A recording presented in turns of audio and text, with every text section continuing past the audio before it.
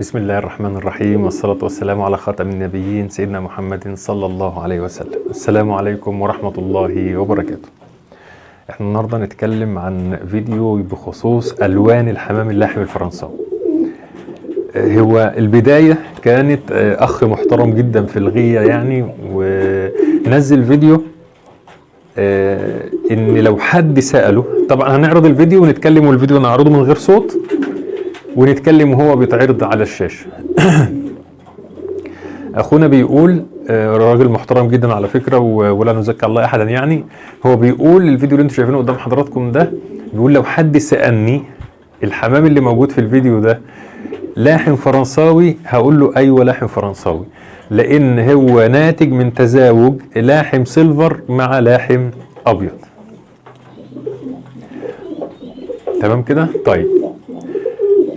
للأسف هو احنا الأمور اختلطت علينا شوية في موضوع ألوان الحمام. الحمام اللاحم يا جماعة زي أي فصيل حمام في الدنيا دي، فيه كل الألوان، تمام؟ ونقدر ننتج ألوان زي الزاجل كمان منه.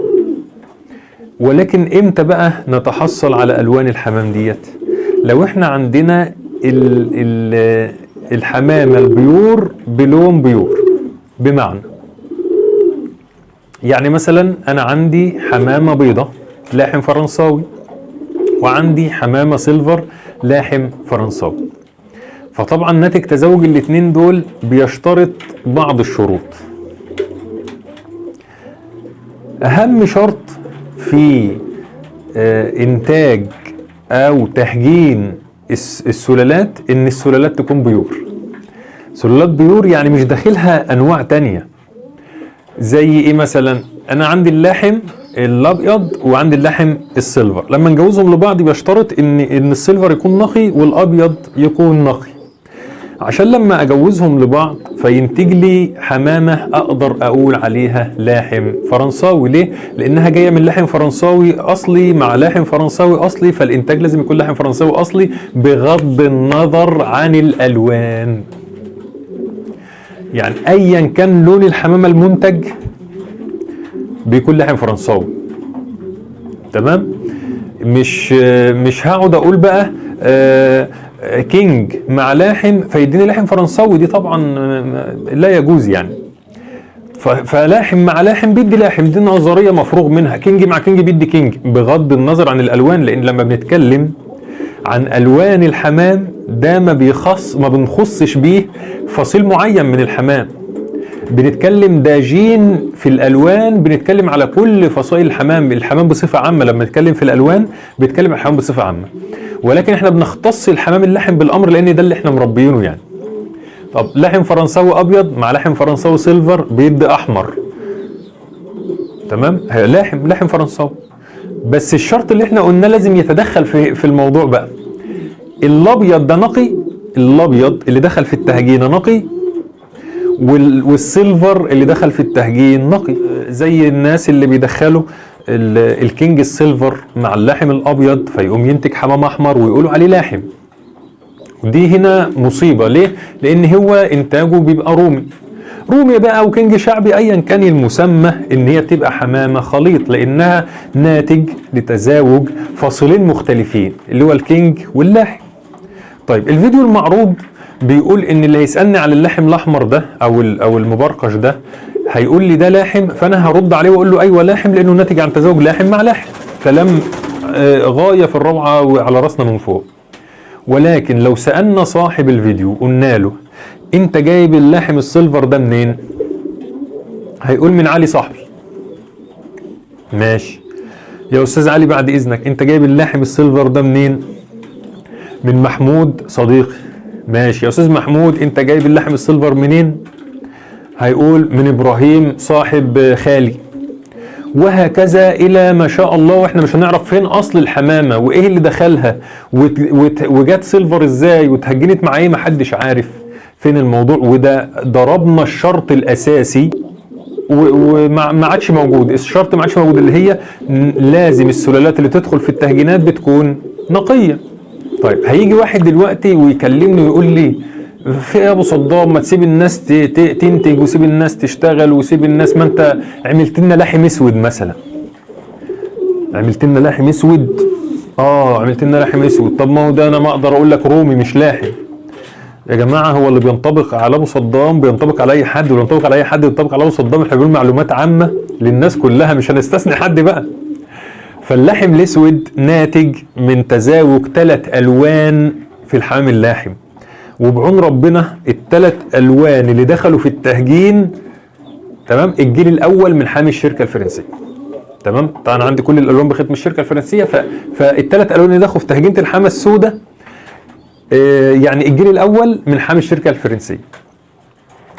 والثلاثه ما شاء الله طالعين عندي، يعني مش هقول لكم بقى ده انا شاريهم كده، لا ده الحمام طالع عندي من حمام بختم الشركه الفرنسيه ودخل في التهجينه، عشان كده طلعنا منه اللون الاسود. عشان كده انا بكل ثقه بقول لاحم فرنساوي اسود. طيب معلومه بقى على السريع، اللاحم السيلفر المستورد اللي هو حمام الشركة الفرنسية ده يا جماعة مش موجود عند حد في مصر. الحمام فيه خلايط كتير، فعشان كده بقول لكم لما بنخلط حمام على بعضه هو لازم يكون حمام نقي 100% علشان المعطيات بتاعة التهجين تكون دقيقة ومظبوطة. يعني ما اجيبش كينج سيلفر على لحم ابيض واقول ده الناتج الاحمر اللي طلع ده لحم فرنساوي، ده يبقى يعني غش عيني عينك يعني. طيب نودي السيلفر، بسم الله. ده يا جماعه حمام بس ده لحم فرنساوي احمر، ده الجيل الاول من حامي الشركه الفرنسيه. اي سيلفر يا جماعه في مصر زي اللي عندي، انا عندي سيلفر ورد الكويت، اجيب لكم واحد اهو، بسم الله. ده يا جماعه سيلفر طالع عندي اهو، ده جاي من الكويت، تمام، بنقول عليه وارد الكويت زيه زي اللي في مصر. ده ما بيدخلش في تهجين، ده لما بيدخل في التهجين المعطيات ما بتبقاش مظبوطه. ليه؟ انا مش عارف ده اصلا جاي منين واصوله ايه وايه اللي دخل فيه.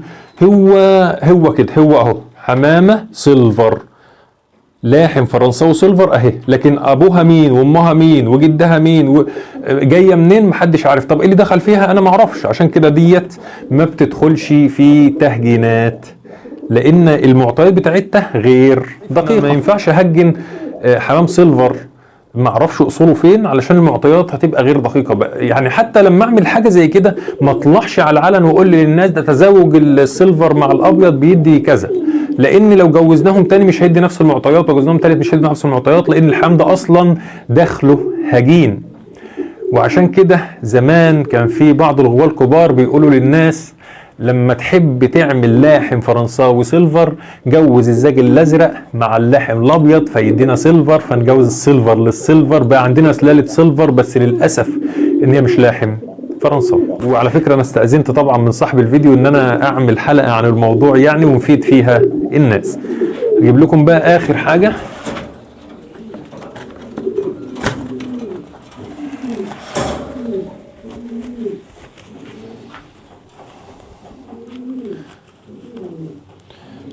لاحم فرنساوي بلاك. ده عشان يطلع ده جاي من 3 الوان رئيسيه. 3 الوان الرئيسيه الاهالي بختم الشركه الفرنسيه، تمام، عشان اقدر اقول للناس عندي لاحم اسود. عشان كده انا بكل ثقه بقول ان الناتج لاحم فرنساوي اصلي. طيب بص بقى يا ابو صدام، انت الحمام يا جماعه اللحم الفرنساوي بالنسبه لنا بينقسم لقسمين: لاحم فرنساوي عادي اللي هو المصري اللي كلنا مربيينه زمان، ده كل الناس في مصر ربط اللحم الفرنساوي الموجود عند الناس كلها، بس للاسف احنا ما عرفناش نوصل هو جاي منين، ما عرفناش نوصل هو داخل فيه تهجينات عامله ازاي. السيلفر اللي في مصر دخل في نفس المسار. اللاحم اللي بيجي من بره يا اما بيجي من الشركه الفرنسيه نفسها، ده الحمام اللي احنا نقدر نقول عليه مستورد، يا اما بيجي من بره مصر من ايا كان البلد اللي جاي منها الحمام، زي السيلفر ده كده، ده اسمه وارد الخارج. ووارد الخارج ده سعره زيه زي اللي في مصر، او هو نفسه زي اللي في مصر، مش سعره كمان، ايه سعره وهو شبه اللي في مصر. ما احناش عارفين اصوله فين، وما احناش عارفين الجيل الكام، وما احناش عارفين ايه اللي دخل في التهجينات بتاعته. فعشان كده لما نيجي نعمل تهجينه مع الوان معينه عشان يطلع لون، اللون ده يبقى رومي. ليه؟ لان احنا مش عارفين اصلا الحمامه دي دخل فيها ايه، فالمعطيات دايما بتبقى مش مظبوطه. الحمام بقى المستورد ده اللي بيجي من الشركه الفرنسيه، ده في كل الالوان بختم الشركه الفرنسيه، الشركه هي اللي عامله اللون نفسه، ولكن طبعا باستثناء اللون الاسود ده العبد اللي عامله. وطبعا في ناس كتيره سواء في مصر او بره مصر ساعدوني ان انا انتج اللون ده. في بقى يا جماعه في مصر كمان بالمعلومه اضافيه بقى، في حمام ابيض جاي من الكويت اهو قدامه، ده حمام ابيض برضه وارد الخارج زيه زي اللي في مصر. يعني مثلا ممكن اجيب لكم زغلول مصري لسه فاطمه امبارح اهو، ملبسه الدبل العاديه خالص،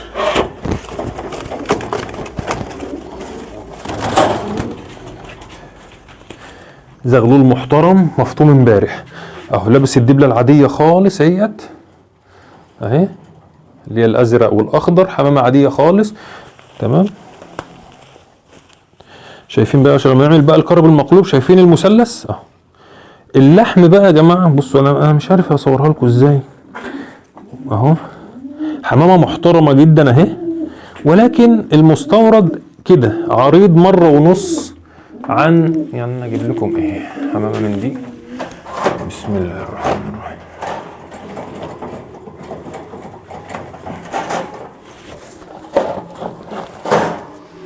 بصوا يا جماعه،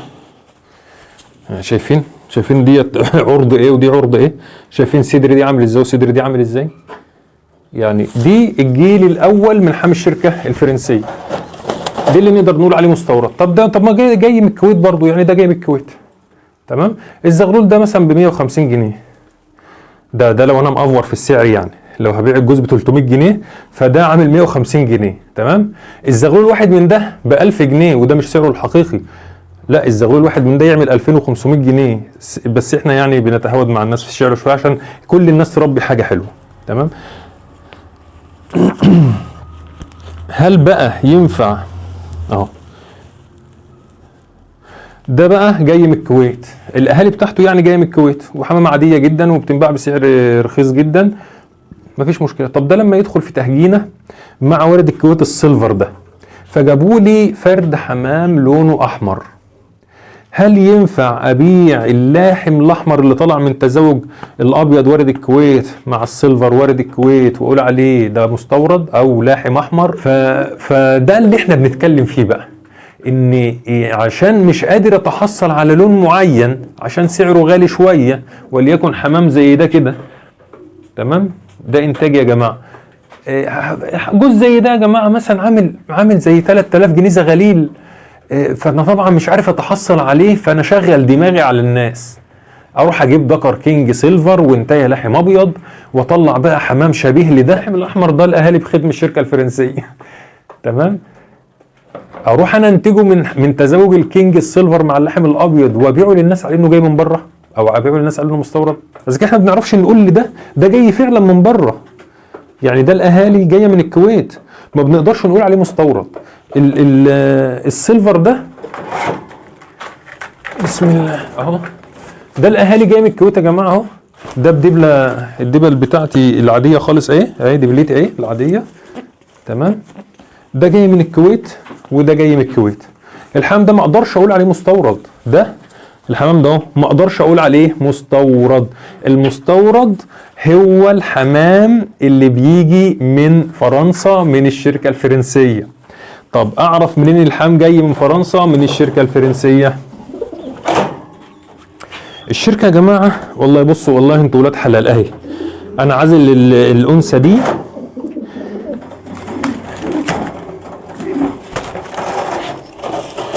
اهي، بسم الله الرحمن. اعرف منين ان الحمام جاي من فرنسا من الشركه الفرنسيه؟ تمام، الشركة دي يا جماعة شركة شايفة نفسها مميزة وباحثين وكده. الشركة دي شايفة نفسها قوي في الإنتاج الداجني، فحبت تميز نفسها عن بقية المربين. ما تقولش بقى أنا بقول لك عندي حمام مستورد، تمام؟ ما تقوليش وريني الورق. ورق ايه؟ ده الشركة نفسها حاطه لك ميزة مش موجودة في أي فصيل تاني في العالم. يعني اللي يقول لك النهارده، هضرب أمثلة يا جماعة، مش هقصد حد يعني. لو حد قال لك أنا عندي حمام مثلا هنقول على النوع جاكوبي جاي من بره، تمام؟ ايه اللي يثبت ان هو جاي من بره؟ مفيش حاجه تثبت الا انه ساعات بيكون لابس دبلت ومربي من بره مصر، او تاخد كلام ثقه. لا، الشركه الفرنسيه بقى ميزت عملها بشريحه او هنقول عليها ختم. احنا بنقول عليه ختم الشركه الفرنسيه، بيبقى تحت الجناح وما بيبانش. يعني الحمامه ديت بختم الشركه الفرنسيه اهي، مش باين هو ايه اهو، حمامه ما بتبانش، ختم الشركه الفرنسيه ما بيبانش، والحمامه واقفه يا جماعه، لازم تخلي الريش عليه اهو علشان يبان. واعذروني ان انا اهو مش هقربه من الشاشه، لان طبعا انتوا عارفين برضو الناس ضعاف النفوس بياخدوا لقطات للاختام وبيعرضوها على ان الحمام ده الاهالي بتاع الحمام اللي عندهم. فدي حمامه بختم الشركه، ودي الميزه. الختم ده دي ميزه الشركه عاملاها لك تثبت بيه للناس ان انت جايب الحمام مستورد من فرنسا. ديت انتاج الشركه الفرنسيه نفسها، والدليل ختم الشركه الفرنسيه على الجناح. لما دخل بقى الحمامه البيضه ديت على حمامه زي السيلفر الختم الشركه اللي هناك ديت، تمام، وينتجوا لي لاحم احمر زي الفرد ده كده مثلا، كده انا اقدر اقول عليه ده لاحم فرنساوي احمر. لكن يا جماعه لو انتجت الابيض اللي جاي من الكويت مع السيلفر اللي جاي من الكويت وانتجوا لي فرد حمام احمر، للاسف ده بيكون اسمه رومي احمر. شكرا والسلام عليكم ورحمه الله وبركاته.